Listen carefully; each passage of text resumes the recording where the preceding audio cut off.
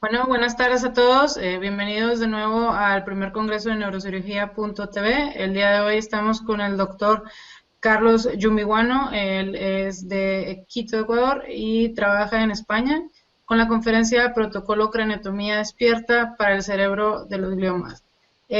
Primero que nada vamos a presentar el panel. Aquí está el doctor John Bennett. Si puede presentarse. Gracias, Adriana, y hola, Carlos. Gracias a este canal y este concepto. Perfecto. Y ahora, bueno, doctor, si pudiéramos comenzar con la conferencia. Bueno, muy buenas tardes. Vamos a empezar con este tema de la cirugía de tumores cerebrales en pacientes despiertos, de lo que denominamos en inglés, que es mucho más fácil, la denominación es Wave Craniotomy for Brain Gliomas. Entonces, lo que tenemos que tener entendido, o sea, cuando una persona tiene una lesión, tiene alguna alteración patológica a nivel cerebral, hay que determinar qué tipo de lesión es, dónde está localizado esa lesión, se encuentra o no se encuentra cerca de algún área elocuente, se encuentra o no localizado en el área del lenguaje, en algún centro visual o en algún área que afecta directamente tanto a la función motora como a la función sensitiva. Y si nosotros confirmamos que esa lesión o esa alteración patológica se encuentra en los sitios anteriormente mencionados, ¿qué hacemos, no? ¿Qué riesgos va a presentar ese paciente en cuanto se refiere a su función del lenguaje, del habla, a la función motora, a la función sensitiva? O sea, ¿cuáles son las repercusiones de un posible tratamiento y qué posibilidades de tratamiento existe en este paciente? Tenemos que tener claro, en este tipo de situaciones, qué es lo que vamos a hacer, qué es lo que vamos a decidir. O esperamos y observamos este tipo de lesiones, tal vez hasta cuando esta lesión o este tumor provoque algún déficit neurológico, o simplemente hacemos una biopsia en este tipo de pacientes y posteriormente, en función de los resultados de la anatomía patológica, podemos decidir en radioterapia y quimioterapia o solamente la quimioterapia. O decidimos acerca del tratamiento quirúrgico. Una vez que decidimos sobre el tratamiento quirúrgico, tenemos que decidir si este paciente o esta lesión puede ser operado bajo anestesia general o debemos hacerle con el comúnmente denominado wave craniotomy o con el paciente despierto en una o dos sesiones. Entonces, son preguntas bastante frecuentes, bastante importantes que van a decidir el pronóstico de un paciente. Entonces son cuando nosotros debemos basarnos en nuestros conocimientos y poder ofrecer al paciente el mejor tipo de tratamiento, la mejor decisión que pueda tomar el paciente en base a las informaciones, en base a la orientación que damos nosotros al paciente. Tenemos que tener entendido cuando decimos vamos a hacerle al paciente una craniotomía en paciente despierto, es la cirugía en paciente despierto, que es el awake craniotomy, ¿no? O sea, lo que tenemos que indicarles es que no es una técnica moderna, no es una técnica que la hemos encontrado nosotros o que la hemos desarrollado nosotros, no. La cirugía en pacientes despiertos ya se realizaban en muchos tiempos atrás, en tiempos arcaicos. Este tipo de cirugías o este tipo de trepanaciones con pacientes despiertos se utilizaban para tratar a pacientes con enfermedad, con patología epiléptica o en ciertas ocasiones, por ejemplo, lo hacían para hacer que se liberen de ciertos malos aires que decían anteriormente ciertos pacientes, ¿no? Entonces, tenemos que tener que, por ejemplo, a nivel de la región asiática, este tipo de técnica ya se hizo una difusión o extensión bastante amplia y están descritos, por ejemplo, en una de las publicaciones que salió en el Surgical Neurology en el 2009. Entonces, estamos la craniotomía en pacientes despiertos es una técnica antigua que está en su renacimiento. Y anteriormente Penfield en 1920 inició con el tratamiento de los pacientes con epilepsia. Posteriormente, Penfield como neurocirujano y Pasquet como anestesiólogo hicieron los primeros protocolos o tratados sobre la práctica o los aspectos quirúrgicos y anestesiológicos en este tipo de pacientes. El desarrollo de este tipo de técnicas ha permitido de que mejore, que empiece a renacer la cirugía en pacientes despiertos, como son el desarrollo, las mejoras en las técnicas de anestesiología, las técnicas de neuroimagen, el desarrollo que se ha obtenido en la parte de la monitorización intraoperatoria. Tenemos que tener entendido, o sea, alguien o un profesional que se dedique a hacer este tipo de cirugías, que se dedique a operar este tipo de tumores o lesiones, debe conocer ampliamente y extensamente de forma pormenorizada la estructura anatómica, la estructura del sistema nervioso, la estructura del cerebro en sí, con todos y cada una de sus estructuras y sus relaciones concomitantes para poder tomar las decisiones apropiadas en este tipo de tratamientos. Tenemos que indicar que este tipo de cirugías, uno de los protocolos, se basaron en las observaciones realizadas por Paul Broca, un neurólogo francés, en el año de 1824 a 1880, que describió las distintas áreas importantes del cerebro y gracias a ello una de las regiones que se encargan o son responsables del lenguaje hablado se denominó como área de Broca. También tenemos que tener entendido que la cirugía en pacientes despiertos se ha distribuido ampliamente en diferentes campos, en la cirugía de la epilepsia, donde los más importantes han sido Foster, Penfield, Oyeman, la cirugía en neurooncología o la cirugía oncológica del sistema nervioso, donde han sido bastante importantes las aportaciones realizadas por Roylen, por Efling, Schmidt y otros colaboradores. Hay muchos colaboradores, hay muchos autores importantes como Berger y Hundlin que son americanos y que han hecho bastantes aportes para mejorar la tecnología o los procedimientos de pacientes despiertos y, por no decir, todos los demás autores o profesionales que se dedican y que han hecho grandes aportes para poder desarrollar este tipo de técnicas en pacientes despiertos. En la actualidad, la cirugía en pacientes despiertos se puede realizar en la cirugía de epilepsia, en las cirugías oncológicas. También tenemos que indicar, por ejemplo, la utilización de este tipo de técnicas en pacientes cuando se realizan la estimulación cerebral profunda, en pacientes con enfermedades neurodegenerativas, en pacientes con endarterectomía de la arteria carotidia, los procedimientos en el tratamiento del dolor crónico y los procedimientos en las cirugías de los nervios periféricos. La parte importante, o sea, el objetivo principal de las cirugías en pacientes despiertos es cuando la lesión está cerca o en el área elocuente del cerebro. En este tipo de ocasiones también podemos utilizar cuando se realizan las biopsias cerebrales, los tratamientos, las diferentes modalidades de tratamiento en dolor crónico, como la estimulación cerebral profunda, la estimulación de nervios periféricos, la estimulación del motor córtex, la estimulación de la médula espinal. Este tipo de tecnologías lo que nos va a aportar es son grandes resultados con una mínima alteración neurológica en el paciente, pero al mismo tiempo también con una corta estadía hospitalaria. Acerca de esto, hay una de las publicaciones realizadas en el 2007 por Serletis acerca de los estudios prospectivos de los pacientes con craniectomía despierta. Como indico, los objetivos es asesorar, valorar e identificar las funciones neurológicas del paciente y el pronóstico neurológico de este paciente, tomando en cuenta la localización de estas lesiones en las diferentes áreas elocuentes del cerebro.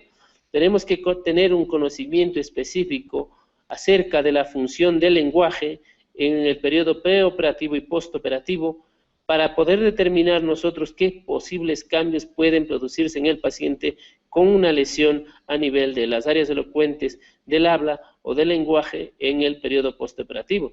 También tenemos que determinar los riesgos de que ese paciente pueda presentar o no una afasia en el periodo postoperativo.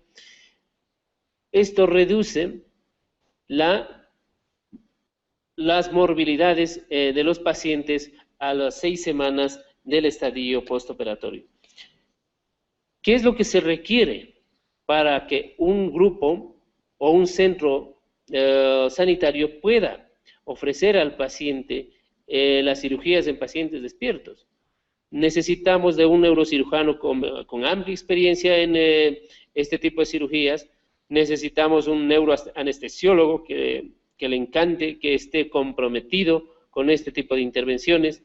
Necesitamos el papel del neuropsicólogo, del neurofisiólogo, y no, por último término, por ejemplo, de las personal de quirófano, donde están los instrumentistas, los diferentes ayudantes, que deben conocer paso a paso todas las necesidades posibles que se pueden producir durante este tipo de intervenciones quirúrgicas.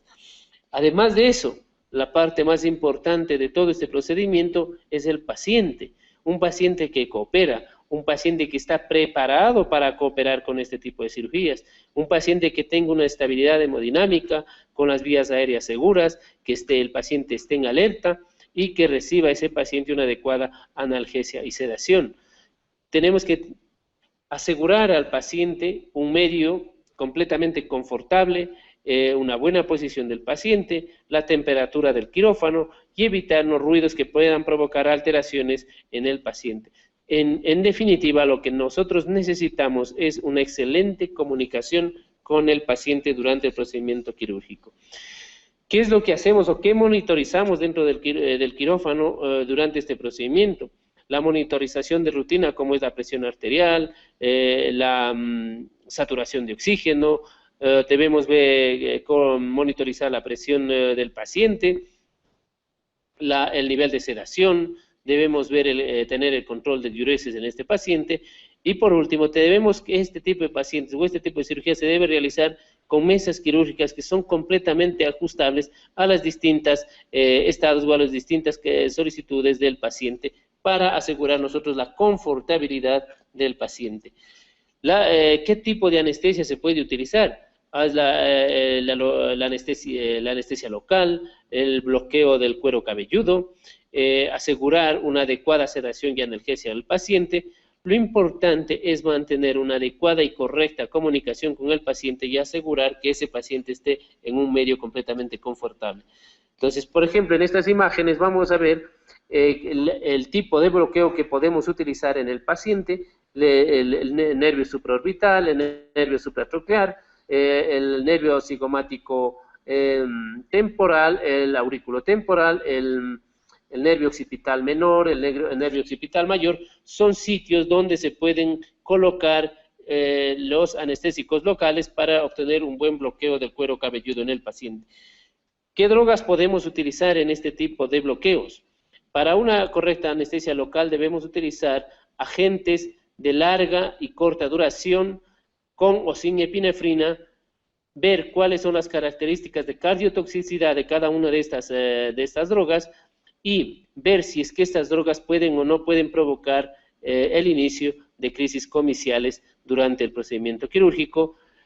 Tenemos que tener en cuenta también que, por ejemplo, el propofol disminuye el potencial epiléptico en el paciente. Entonces, nosotros normalmente lo que utilizamos para el bloqueo del cuero cabelludo es la lidocaína y la bupivacaína, tomando en cuenta el tiempo de duración de la acción, así como también la prolongación en el tiempo de acción de este tipo de drogas.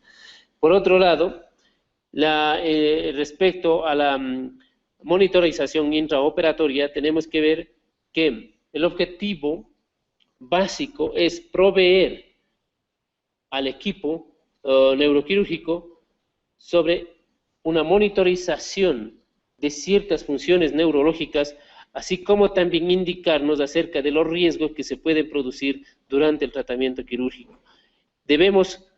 La monitorización intraoperatoria nos van a indicar todos los cambios neurofisiológicos que se producen en el paciente durante el procedimiento quirúrgico y son aquellas las que van a mantener en alerta a todo el equipo neuroquirúrgico y en función de los cambios que se van observando se pueden realizar los distintos ajustes que requiere el procedimiento.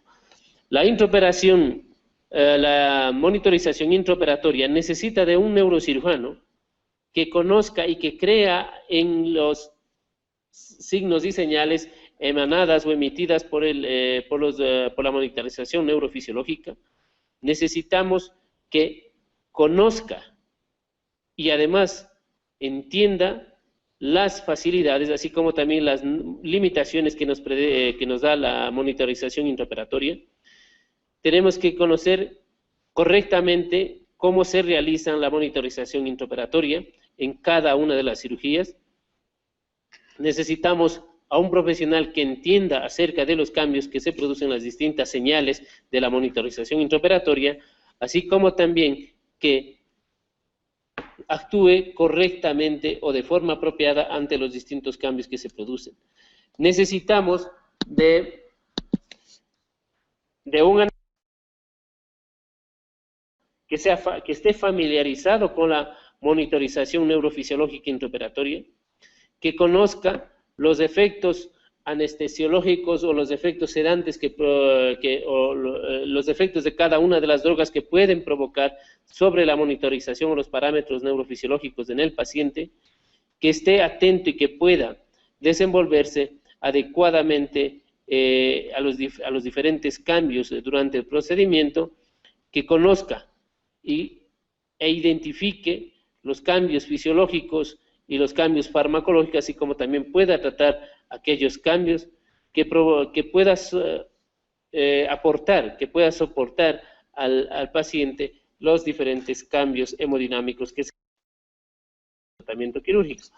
En fin, necesitamos que una persona que realice el chequeo y el posicionamiento de la compresión del nervio, un chequeo de la presión arterial, que pueda cambiar la forma de pseudoanalgesia del paciente, que optimice la hemoglobina, que utilice los relaxantes musculares solo en casos necesarios y con limitaciones adecuadas, además que permanezca o que ofrezca una correcta temperatura corporal del paciente. Necesitamos de un neurofisiólogo que conozca de la monitorización intraoperatoria, que tenga mucha experiencia en eso, que conozca acerca de la cirugía y los tipos de anestesia que se dan al paciente, que vean o que conozca sobre los diferentes cambios que pueden producirse durante el procedimiento quirúrgico, los cambios quirúrgicos, los cambios técnicos, los fisiológicos, los farmacológicos, y que pueda cambiar o solucionar acorde a los cambios que observa. Además de eso, necesitamos que ese neurofisiólogo tenga una correcta y adecuada comunicación con el paciente, que es el papel fundamental del neuropsicólogo que vamos a ver posteriormente, así como que esté o que conozca todas las relaciones de un quirófano de estas condiciones. Necesitamos de un neuropsicólogo que esté familiarizado con el ambiente de quirófano, que tenga o que conozca una buena técnica de valoración del paciente, tanto en el estadio preoperatorio como en el estadio postoperatorio, en base a las condiciones que presentan este tipo de cirugías, y que pueda hacer el uso de los test o el screening neuropsicológico de cada uno de los pacientes. Y como les comentaba anteriormente, tiene que tener una buena relación, una buena comunicación, tanto con el paciente como con el equipo quirúrgico. En cuanto se refiere a la estimulación eléctrica o a la estimulación neurofisiológica del paciente, podemos observar que hay fenómenos excitatorios como inhibitorios. Para la elaboración o para la estimulación de las diferentes estructuras cerebrales, por ejemplo, los fenómenos excitatorios los vamos a tener cuando realizamos monitorización del área sensora, del área motora, del área visual y del área auditiva. Los movimientos o los fenómenos inhibitorios vamos a obtener en el área del lenguaje, memoria y las funciones cognitivas superiores. En esta imagen nosotros podemos ver cómo vamos midiendo el tiempo de acción de un paciente y su entendimiento de cada uno de los estímulos que damos al paciente. Por ejemplo, damos la estimulación eléctrica al paciente, presentamos una imagen y el paciente tiene que interpretar. Entonces, vamos a presentar una estimulación eléctrica, una estimulación visual y el paciente dará una respuesta.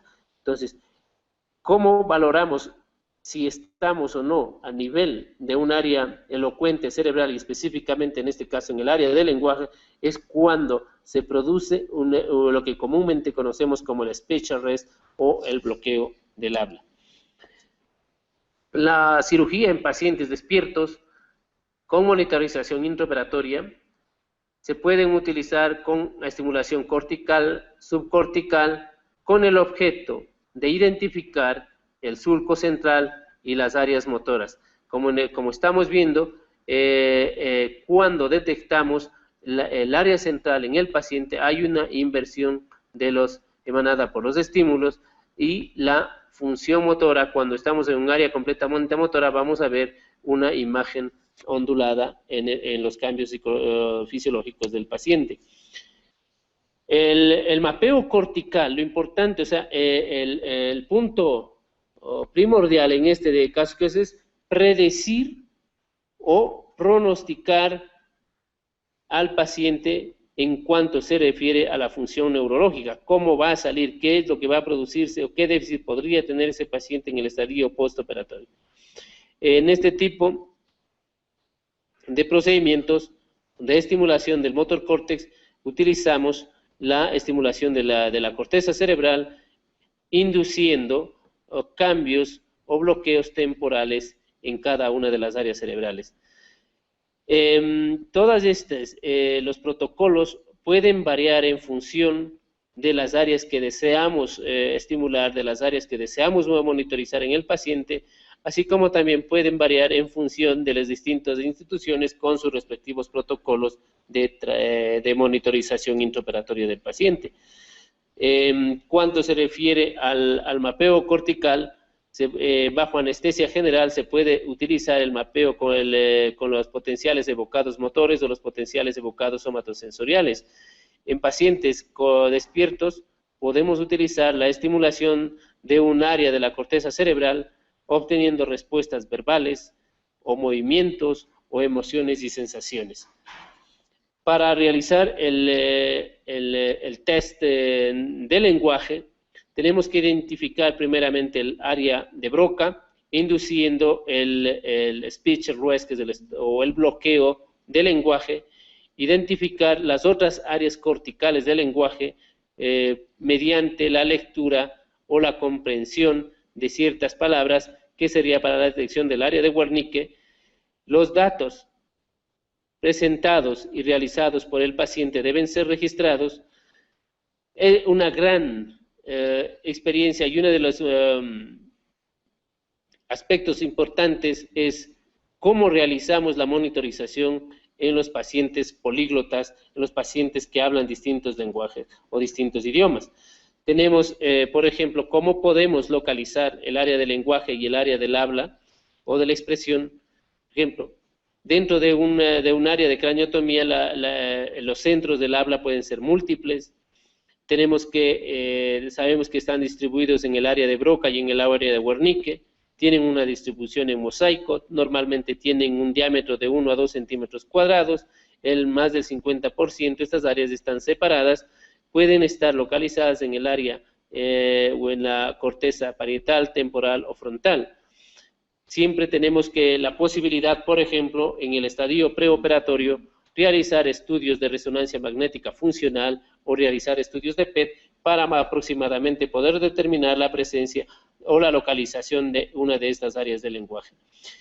Los criterios de inclusión para un paciente en craniotomía despierta son los tumores adyacentes a las áreas elocuentes, ejemplo, el hemisferio izquierdo, la región perinsular, los tumores que están en el giro presentral. Estos pueden ser monitorizados bajo anestesia general también. Otras lesiones recurrentes que estén localizadas o estén cerca de las áreas del lenguaje, como son Broca o el área de Wernicke, con una edad entre 15 a 70 años, tienen que tener una fluencia verbal, tanto en el habla como en la comprensión. Y esto depende de cada uno de los países, ¿no? En los países latinoamericanos hablaríamos de pacientes pacientes con una fluencia en el español, igual que en España, por ejemplo en Estados Unidos o en países de habla inglesa que hablen correctamente en inglés, tanto el lenguaje hablado como de comprensión. Mentalmente tienen que estar orientados y que no presenten una severa afasia antes de la cirugía. Por lo cual, los criterios de exclusión en este tipo de cirugías es el apnea del sueño, exclusivamente si es una apnea obstructiva, la claustrofobia, la demencia, pero también hay criterios de exclusión que son relativos, como es el caso de las epilepsias refractarias al tratamiento farmacológico o las vías aéreas de difícil acceso. Las complicaciones que se pueden dar en este tipo de cirugía son las crisis convulsivas, que tengamos que convertir la cirugía a anestesia general, la depresión respiratoria, la obstrucción de las vías aéreas, la disminución de la saturación de oxígeno, la hipertensión o la hipotensión arterial, náuseas, vómitos, la aspiración pulmonar, el embolismo aéreo, dolor, la sobresedación o debido a un efecto paradójico, la colocación de vías intravenosas o la toxicidad de un anestésico. Además de eso, dentro de las complicaciones tenemos que tomar en cuenta que probablemente o de pronto el paciente presenta una disatisfacción debido a que tiene la necesidad o la sensación de orinar, tiene la sensación de frío, los labios están secos o produce ardor, escozor en la nariz. ¿Qué estudios podemos realizar previo a la cirugía? Previo a la cirugía debemos realizar un estudio de resonancia magnética cerebral compatible con neuronavegación. Además, debemos realizar estudios de resonancia magnética funcional con tractografía y resonancia magnética funcional con el objeto de determinar la presencia o la localización de las áreas elocuentes en el paciente. Dentro del aspecto de la valoración neurolingüística del paciente se realiza en la fase pre y en la postoperatoria. Se utiliza el test de afasia de Asner, el mismo que está conjugado por 5 subtest o subvaloraciones, como es el test de habilidad para identificar figuras geométricas en base a los comandos verbales, el test de repetición, que consiste en la repetición de fonemas, palabras y oraciones, el test de lenguaje escrito, la capacidad de leer y escribir del paciente, el test de nominación visual del paciente, cómo nomina objetos, cómo nomina colores y las situaciones presentadas al paciente de forma visual, y el test del entendimiento, el cual consiste en la nominación o en la descripción de dos conceptos totalmente parecidos, cambiados por una sola palabra, que van a dar la importancia o la significancia a una de las oraciones comprendidas por el paciente. Entonces, la evaluación neurolingüística en este tipo de pacientes debe estar clasificada en base a los siguientes errores: no tiene alteración, hay una alteración mínima o discreta, una alteración moderada o severa, de acuerdo a las reglas presentadas por el test de Ashner. La monitorización o la evaluación debe realizarse como mínimo 3 días antes de la cirugía. El paciente debe estar informado en detalle acerca del proceso de monitorización intraoperatoria, acerca de las estimulaciones que va a recibir el paciente, para que el paciente esté preparado y conozca apropiadamente la forma del procedimiento. Por otro lado, el paciente debe estar familiarizado con todos los materiales usados para la estimulación y entrenados con estos test. El manejo preoperativo del paciente es un manejo generalizado, que debemos realizar una buena relación con el paciente, informarle al paciente acerca de todos los estadios, de todo el procedimiento quirúrgico, controlar adecuadamente las drogas, especialmente los anticonvulsantes, y tenemos que tener en cuenta, uno de los mayores retos que tenemos es cuando realizamos este tipo de cirugías en pacientes obesos. La posición del paciente es uno de los aspectos importantes en este tipo de cirugías.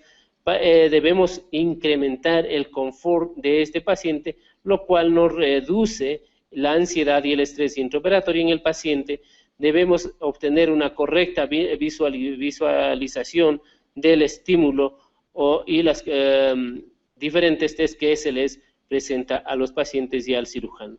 Después del posicionamiento del paciente y la desinfección del área quirúrgica, se debe colocar el anestésico local en el área del cuero cabelludo, como comentamos anteriormente, utilizando el área suborbital, supraorbitaria, el área cigomática o el área retroarticular, en base a la distribución de cada una de las ramas nerviosas que controlan la sensibilidad del cuero cabelludo. Las técnicas anestesiológicas es la premedicación, en base al cual debemos administrar una profilaxis antináusea y antivómitos, la impregnación con fenitoína como un anticonvulsivante generalizado y la administración de un elemento para disminuir la presión intracraneal. La monitorización básica debe ser la monitorización de la presión arterial, la capnografía, la monitorización del nivel de sedación en el paciente y la cateterización de la vejiga urinaria en el paciente. Las técnicas anestesiológicas pueden ser una awake craniotomy total, o sea, paciente despierto en su totalidad, o paciente dormido, despierto, dormido. Entonces, la diferencia entre las dos es que la cirugía en paciente totalmente despierto es cuando el paciente está completamente consciente desde el inicio de la cirugía. Estamos hablando acerca de un estadio de Ramsay inferior o igual a 3. Cuando el paciente tiene las estadías de dormido, despierto, dormido, es cuando el paciente puede estar durante la primera etapa de la cirugía bajo anestesia general, se les despierta durante la realización de la monitorización para la localización, para la planeación del abordaje de la lesión, y posteriormente el paciente vuelve a ser sedado para la culminación del procedimiento quirúrgico. Como le comentamos anteriormente, la anestesia local con una sedación consciente, hay las dos técnicas, el bloqueo de los troncos nerviosos, que pueden ser a nivel del nervio auriculotemporal, cigomático, supraorbital, etcétera, y el bloqueo del cuero cabelludo, que requiere grandes volúmenes de anestésico local a nivel subcutáneo. Tenemos que tomar en cuenta en la administración de este tipo de medicamentos o anestésicos la toxicidad que puede producir cada uno de ellos. Entonces, vamos a tener dentro de la anestesia general intraoperatoria, cuando el paciente está dormido, despierto, dormido. En el periodo dormido es cuando nosotros empezamos con la administración de remifentanil, posteriormente la administración del anestésico local. El paciente es fijado en un Mayfield, se realiza la craniotomía, se inicia la apertura de la dura madre, y en este momento es cuando se suspende la administración de propofol y remifentanil con el objeto de despertar al paciente. Durante el periodo de wake, el paciente está solamente con una sedación con remifentanilo, muy baja la dosis de 0.025 a 0.1 miligramos por kilogramo por minuto, con un oxígeno vía nasal y la monitorización con capnografía. Durante este periodo se realiza el mapeo cortical, el mapeo subcortical, y se culmina el proceso de resección de la lesión quirúrgica, para posteriormente reiniciar nuevamente el periodo de dormido y administrando los sedantes apropiados para la culminación del proceso quirúrgico. Dentro del proceso de la estimulación eléctrica en este tipo de pacientes tenemos la posibilidad de realizar estimulación monopolar, la estimulación bipolar y la electrocorticografía. La estimulación monopolar se realizan estímulos con truenes de 5 a 6 estimulaciones anodales con una intensidad de 2 a 16 miliamperios, una frecuencia de 250 Hz y una duración de pulso de 0.1 a 1 milisegundo. Las ventajas es que tiene una menor posibilidad, un menor riesgo de que se produzcan crisis convulsivas. Esta posibilidad es de aproximadamente el 1,8%.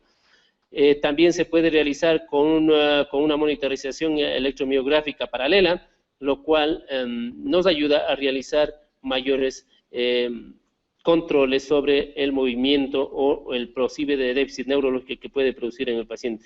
Entre las desventajas es que este tipo de estimulaciones son menos focalizadas que las bipolares y que no se puede realizar el mapeo en las áreas del lenguaje. En cuanto a la estimulación bipolar, como son de una distancia de 5 milímetros entre los dos electrodos, las estimulaciones tienen unos trenes de 5 segundos de duración, con una intensidad de 2 miliamperios, que se pueden ir incrementando de 2 en 2 hasta llegar a obtener un umbral epiléptico. Después tenemos una duración de 200 a 500 milisegundos con una frecuencia de 50 a 60 hercios. La estimulación depende del grado de estímulo que puede presentar en un paciente, siendo los umbrales de descargas o umbrales epilépticos que pueden presentarse en cada uno de estos pacientes. Debemos observar cuáles son las áreas que vamos previamente a estimular en este tipo de pacientes. Un área es considerada elocuente cuando el paciente presenta ciertos tipos de movimientos o cuando existe una alteración del lenguaje en al menos 3 ocasiones diferentes durante la estimulación del área indicada. Durante este tipo de estimulaciones debemos tener entendido que, por ejemplo, la estimulación bipolar es más focalizada y se puede realizar estimulaciones en las áreas del lenguaje porque este tipo de estímulos tienen una duración de 5 a 7 segundos. Las desventajas que pueden producirnos este tipo de estimulación es que hay un mayor riesgo de crisis convulsivas en un rango del 10 al 25%, que debemos utilizar con una monitorización de la electrocorticográfica y que pueden producir ciertas contracciones tónicas de los músculos. La electrocorticografía lo único que nos va a indicar de forma continua la actividad cerebral del paciente y con el objeto de poder descartar o confirmar la presencia de descargas postictales subclínicas o decir presencia de descargas epileptiformes no clínicas o no convulsivantes. Esta es la tabla en la cual vamos recogiendo durante el proceso de la cirugía en pacientes despiertos todas los resultados que vamos obteniendo, el número, el tipo de paciente con los datos correspondientes, tipo de lesión que presenta el paciente, la localización de la lesión, cuáles son los síntomas que presenta previo a la cirugía, usa o no usa antiepilépticos, los sitios de estimulación que vamos a observar en este tipo de pacientes, el umbral de descarga del paciente, si ya se presentan los umbrales de descarga, el umbral del mapeo en estos pacientes, el tipo de déficit neurológico que provoca la estimulación de un área determinada, en qué localización estamos con el paciente y qué proximidad del área de déficit tiene cada uno de estos estímulos. En fin, nosotros lo que realizamos durante el test de lenguaje es un test de denominación visual, un test de generación de lenguaje y un test de el entendimiento de distintas oraciones. Este tipo de pruebas deben ser realizados 3 días antes de la cirugía y posteriormente a los 21 días de la cirugía y a 1 año de la cirugía. Este es el lenguaje, el test de denominación visual del paciente, que nos ayuda específicamente para la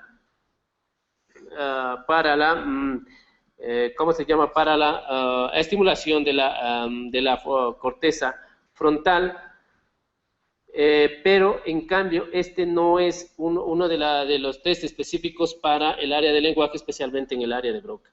Entonces nosotros tenemos que estimularle a estos pacientes hasta nosotros poder ver si es que este tipo de lesiones está o no está localizada en el área elocuente, si es que ese paciente presenta o no presenta una anomia o la falta de nominación.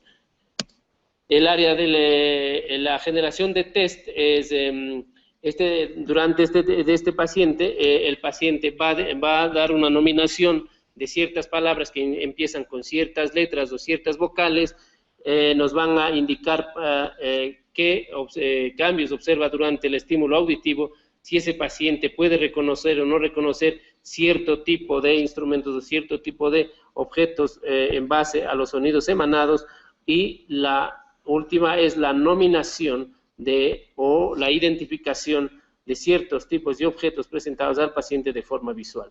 Igualmente es un test que va a activar específicamente la región frontal, pero a diferencia del test anterior, va a activar las áreas del lenguaje. En cuanto a la nominación o al entendimiento de dos oraciones emitidas o indicadas al paciente, nos va a ayudar a realizar una identificación acerca de que si está o no alterado la región perisilviana o el córtex perisilviano en este tipo de pacientes, por la calidad o la relación subcortical que tiene tanto el área de Wernicke como el área de Broca. Entonces, durante el periodo postoperativo nosotros tenemos que ver cómo se encuentra el paciente, el control de la presión arterial, la cantidad de líquidos que tiene que tomar, los electrolitos, así también el nivel de conciencia que presenta el paciente. Debería mantenerse los antieméticos, así como también la profilaxis antiepiléptica. Tenemos que ver qué tipo de analgésico utilizamos en el paciente. Si existen algunas de las siguientes complicaciones, como son signos de infección, crisis convulsivas, alguna disfunción neurológica, si es que hay un sangrado, si hay un edema o si hay signos de incremento de la presión intracraneal, el paciente debe tener o deben realizar un control imagenológico, en este caso, de forma urgente, realizar una tomografía axial computerizada en el paciente. Desde el año 2008 hasta el 2016, se han realizado aproximadamente 49 cirugías, de los cuales en el 84% se han obtenido resecciones radicales, y con una correcta mantención de la función neurológica en el paciente. Histopatológicamente hemos encontrado en 2 ocasiones 2 cavernomas, astrocitoma de grado 2, grado 3, oligodendroglioma grado 2, grado 3, gliomas, los tumores disembrioplásicos, meningioma o metástasis. En función de la localización, ha sido a nivel frontal, presentral, central, temporal, temporoparietal, parieto o temporooccipitaal. No se han presentado complicaciones. Las actividades del diario vivir han sido completamente independientes. A los 6 meses después de la cirugía, los pacientes presentaban un 100% de independencia en sus actividades del diario vivir. En el momento actual tenemos 58 pacientes operados. El promedio de hospitalización es de 5 días en estos pacientes. 2 pacientes, que serían el 10%, han estado aproximadamente 7 días. Un paciente, que sería el 5%, ha llegado a tener 10 días de internamiento o de hospitalización. Las complicaciones han sido mínimas. Vamos a ver si podemos poner este video. No sé si lo podáis ver. Este es cómo vamos nosotros realizando el procedimiento quirúrgico. Vamos viendo, monitorizando cómo está el paciente. El neuropsicólogo está siempre junto al paciente, hablando al paciente, conversando con el paciente, viendo la movilización que va presentando el paciente en función de la localización de uno de los tumores. Qué bien, qué bien. Entonces, como veis, estamos haciendo la monitorización neurológica de forma clínica, que lo realiza el neuropsicólogo y el neurólogo que están dentro del equipo quirúrgico. Muy bien, perfecto, perfecto. El neurofisiólogo que se encuentra monitorizando las señales eléctricas emitidas durante el procedimiento quirúrgico. Muchas gracias.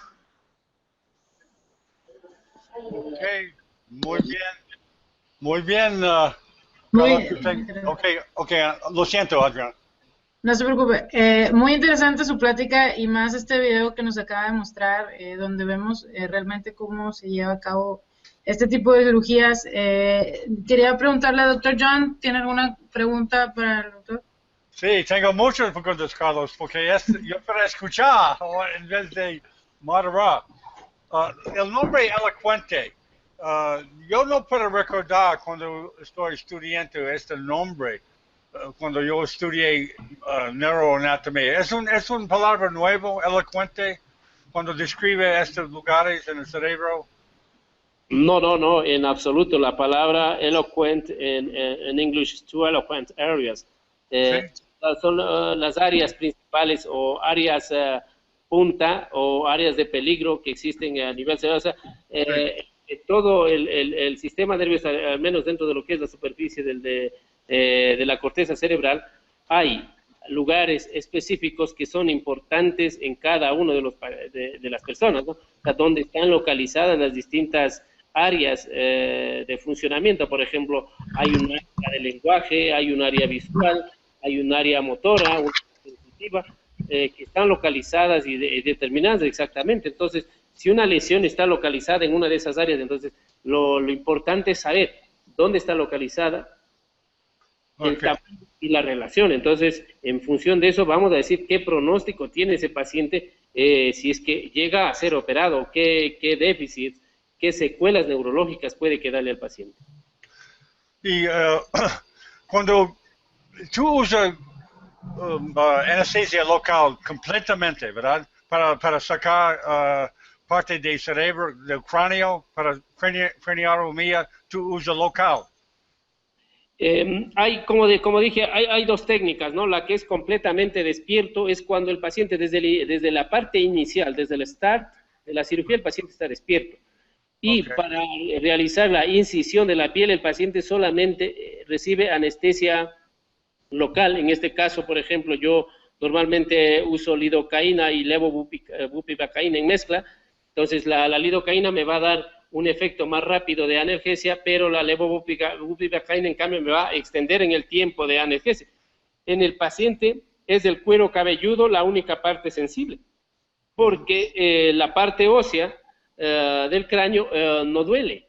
Entonces, no duele absolutamente nada, y luego, por ejemplo, a nivel de la membrana dural puede haber cierto tipo de sensibilidad que es bastante raro, bastante poco probable. A nivel del tejido cerebral ya no presenta ningún tipo de dolor, el paciente está completamente controlado. El tejido del cerebro no tiene dolor también, ¿verdad? Si tú tocas... No, tampoco tiene dolor. Lo que podría presentar cierto tipo de dolor es las terminaciones nerviosas simpáticas que pueden estar en la adventicia de algunos vasos cerebrales, específicamente de las arterias, pero a ese nivel, a donde vamos localizando, entonces la adventicia ya es mucho menor, es mucho más rara, más delgada, con menos terminaciones nerviosas. Hay pacientes que dicen que no quiero. Cuando tú hablas con ellos antes y tú descubres cómo se va a hacer, ellos dicen que no, yo quiero estar completamente dormido.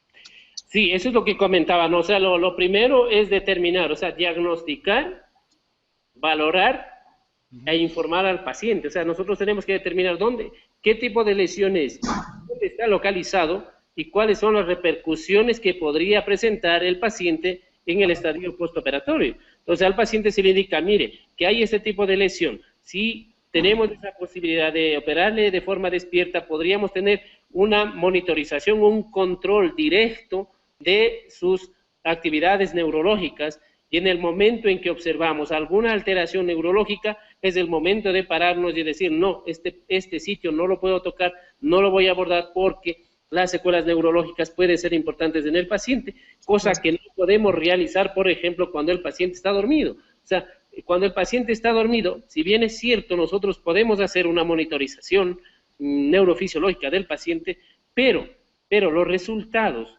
obtenidos en base a eso son normalmente con el 30-40% inferiores a los obtenidos con un paciente despierto. Muy bien. Sí, sí, es verdad. ¿O tiene preguntas? No quiero hablar tanto. No, está bien. Ok, sí, cuando tú has dicho que ten cuidado de usando tanto anestesia local, déjame decir que yo he visto un caso cuando ha hecho una reducción de un hueso de, co-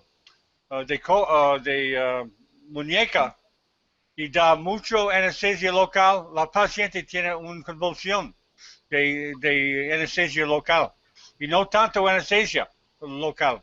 Algunos tienen no una alergia, pero sensitivo anestesia local. ¿Tú has visto muchos casos de convulsiones por anestesia local? Bueno, o sea, mira, por ejemplo, nosotros en España habían distintos grupos, ¿no? Y en el último congreso que realizamos en el 2014, nos presentamos dos grupos que hacemos cirugía en pacientes despiertos y te puedo comentar que estábamos similares, ¿no? Con casos aproximadamente de 50. O sea, no todos los pacientes son aptos en primer término para hacer cirugía en pacientes despiertos. Por otro lado, hay que tener un correcto protocolo de selección. Y es cuando aquí juega un papel importante, por ejemplo, la neuropsicología, ¿no? Una valoración previa neuropsicológica acerca del conjunto emocional, del conjunto de comportamiento del paciente. Porque si, por ejemplo, un paciente puede presentar una lesión en un área elocuente, puede ser joven y podría ser supuestamente un candidato apto para este tipo de cirugías.